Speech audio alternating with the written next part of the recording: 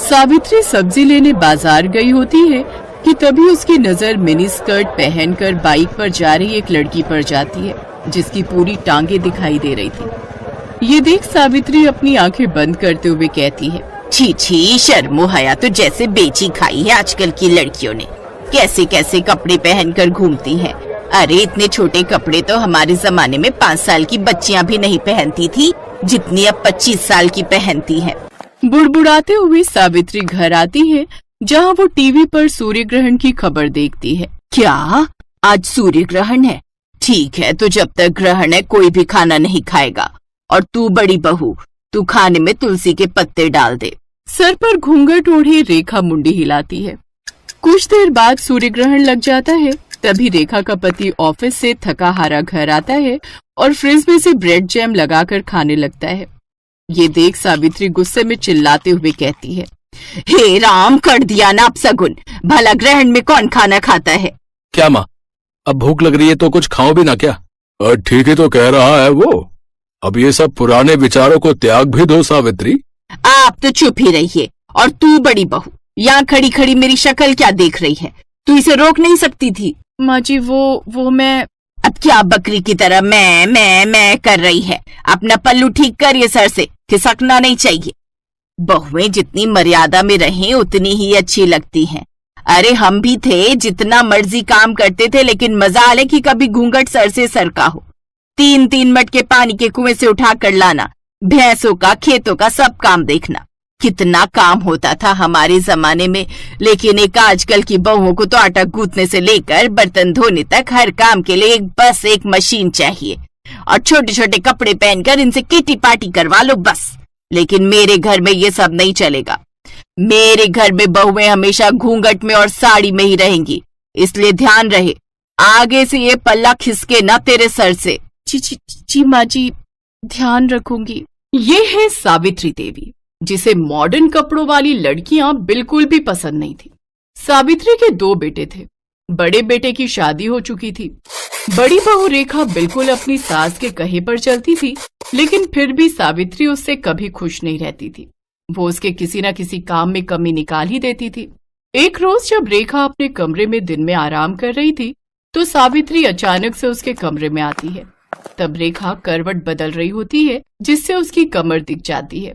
ये देख सावित्री जोर से चिल्लाती है, छी छी छी छी छी छी छी छी, बस इसी बात का डर था मुझे। सारी शर्मो हया बेच खाई है। माँ जी आप, लेकिन हुआ क्या? क्या होना है? करवट लेते वक्त तेरी कमर दिखी कैसे? आज के बाद ऐसा हुआ ना तो अच्छा नहीं होगा बहू। और इस तरह बंदिशों में रेखा ने अपनी शादी का पूरा 1 साल काट लिया। और उसकी फर्स्ट एनिवर्सरी पर उसका देवर राहुल दिल्ली से कानपुर आता। भाभी, मुझे ना आप सबको कुछ बताना था, तो मुझे लगा इससे अच्छा दिन भला क्या ही होगा। वो मेरे ऑफिस में मेरे साथ संध्या काम करती है, अच्छे परिवार से है, अच्छा कमाती भी है, और मैं उससे शादी करना चाहता हूँ। मतलब लव मैरिज? हाँ माँ, लव मैरिज। क्यों, कोई प्रॉब्लम है? नहीं नहीं, मुझे भला क्या दिक्कत होगी। तुझे पसंद है लड़की तो फिर हमें भी पसंद है। ये सावित्री का सिद्धांत भी समझ नहीं आता। जो डरता है तो उसे और डराती है, और जो सुनता ही नहीं उसकी बात झट से मान जाती है। चुप करिए जी। अब उस शहरी लड़की के पीछे अपने बेटे को तो नहीं खो सकती ना। कहीं उसके लिए सब छोड़कर ही चला गया तो। इसीलिए तो चुपचाप इस शादी के लिए हाँ कर दी। एक बार घर में आ गई तो फिर रेखा और उसमें कोई फर्क नहीं कर पाएंगे। सावित्री अपने छोटे बेटे की शादी के लिए मान जाती है। वो 1 महीने बाद दोनों की शादी करवा देते हैं। शादी के बाद दिल्ली से कानपुर कार में आते आते भारी भरकम लहंगे में संध्या काफी थक जाती है और वो एक जगह होटल के पास गाड़ी रुकवाती है। ड्राइवर, गाड़ी रोको, मुझसे अब और ये नहीं पहना जा रहा, ये भारी भरकम लहंगा। राहुल तुम यही रुको, मैं अभी चेंज करके आती हूँ। कुछ देर बाद गाड़ी आकर उसके ससुराल रुकती है। फिर पीछे से संध्या स्कर्ट और टॉप पहनकर सर पर शादी का दुपट्टा लिए निकलती है। संध्या को इस रूप में देखकर सभी हैरान रह जाते हैं। राहुल बेटा, ये सब बेटा 2 जोड़ी में लड़की मांगी थी, इसका मतलब ये नहीं कि ये सचमुच ही 2 जोड़ी में आ जाएगी। वो माँ, दूर का सफर था ना, और इसने लौटते वक्त लहंगे पर ही वोमिट कर दी, इसीलिए जो इसके हाथ में लगा इसने पहन लिया। ये राहुल का बच्चा झूठ क्यों बोल रहा है? चलो संध्या, माँ के पाँव छुओ। हैं? अरे नहीं नहीं, तुम रहने दो, अगर तुम झुकी तो न जाने क्या क्या झुक जाएगा। ओह थैंक्स, वैसे मैं खुद झुकने के मूड में नहीं थी। वो क्या है ना, मैं बहुत थक चुकी हूँ। वैसे माँ जी हमारा बेडरूम कहाँ है? वो क्या है ना, मैं पहले बाथ शावर लेना चाहती हूँ। और राहुल डार्लिंग, तुम ना प्लीज मुझे बॉडी मसाज दे देना, आज सचमुच मुझे बहुत थकावट है। बताओ ना माँ जी, बेडरूम कहाँ है? संध्या बस 2 मिनट, माँ गृह प्रवेश कर ले। ओह प्लीज थोड़ा जल्दी कीजिए ये सब formalities. I am really so tired. Savitri को मन ही मन बहुत गुस्सा आ रहा था, लेकिन वो कर भी क्या सकती थी।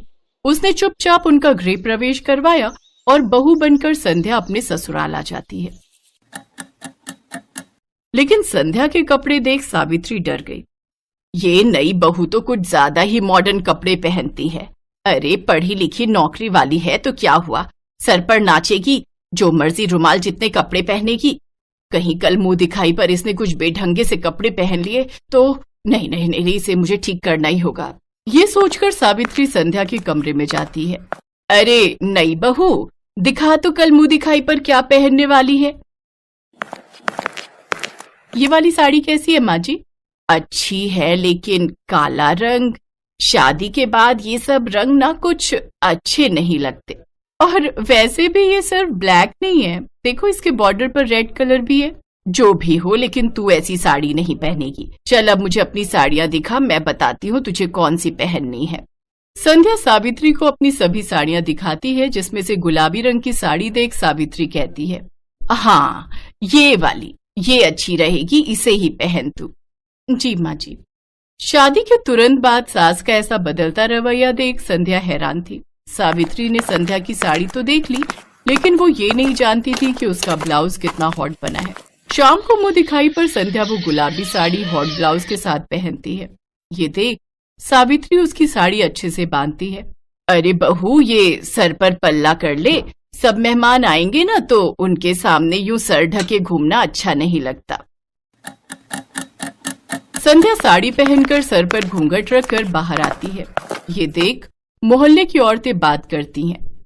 मान गए सावित्री तुझे, मुझे तो लगा था कि ये मुंह दिखाई पर भी मिनी स्कर्ट पहन कर आएगी, लेकिन तूने तो एक दिन में इसे साड़ी पहनना और घूंघट रखना भी सिखा दिया। अरे मेरा नाम सावित्री है, सावित्री। अच्छा संध्या बहू, चल अब इन सबके पांव छूकर आशीर्वाद लो।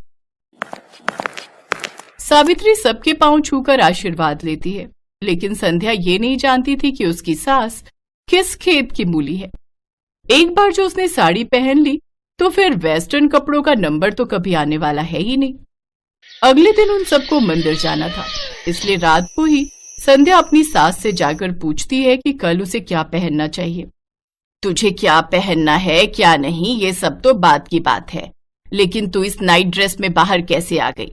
हमारे घर में ये सब नहीं चलता। लेकिन राहुल ने तो मुझसे कहा था कि मैं जो मर्जी पहन सकती हूँ। अरे उसे क्या पता इन सब के बारे में, रहा भी है वो इस घर में, बचपन से तो पहले पढ़ाई के लिए हॉस्टल में और फिर नौकरी के चक्कर में बाहर। तू उसकी बीवी है पर बहू मेरी है और इस घर में मेरी ही चलती है। संध्या उदास हो जाती है और वो अपने कमरे में चली जाती है। उसे उदास देख उसकी जेठानी भी उसके पीछे पीछे उसके कमरे में चली जाती है। उदास मत हो संध्या, इस घर का नाम ऐसे ही सावित्री निवास नहीं पड़ा है, यहाँ बस माँ जी की ही चलती है। उनसे पूछे बिना तो मैं खाना तक नहीं बना सकती, तो कपड़े तो दूर की बात है। अब कपड़े चेंज करके साड़ी पहन लो और किचन में आ जाओ। मुझे नहीं लगता अब वो तुम्हें कभी भी वेस्टर्न ड्रेसेस पहनने देंगी। ऐसे कैसे नहीं पहन सकती? अब तो बस हफ्ता भर में ये साड़ी पहनूंगी, उसके बाद बिल्कुल नहीं। एक हफ्ते बाद राहुल संध्या के साथ हनीमून ट्रिप प्लान करता है। सच में संध्या बहुत मजा आएगा, कश्मीर सच में बहुत खूबसूरत है। अच्छा अब तुम पैकिंग कर लो। संध्या अपनी पैकिंग कर लेती है। फिर जब ये बात सावित्री को पता चलती है तो वो संध्या के पास आती है। अच्छा, कश्मीर जाने की तैयारी हो रही है, दिखा तो तूने क्या क्या रखा है वहां पहनने के लिए। वो क्या है ना, ध्यान रखना पड़ता है, कहीं तूने छोटे छोटे कपड़े रख लिए और तुझे सर्दी लग गई तो। वो तो मैं समझ ही गई थी कि बिना मेरे कपड़े चेक किए आप मुझे जाने कहाँ देंगी। संध्या हनीमून के लिए चली जाती है, लेकिन वो वहां जाकर कुछ वेस्टर्न कपड़े खरीद लेती है और अपनी ढेर सारी फोटोज लेती है। लेकिन एक रोज उसकी सास वो फोटोज देख लेती है और वो संध्या पर खूब गुस्सा होती है।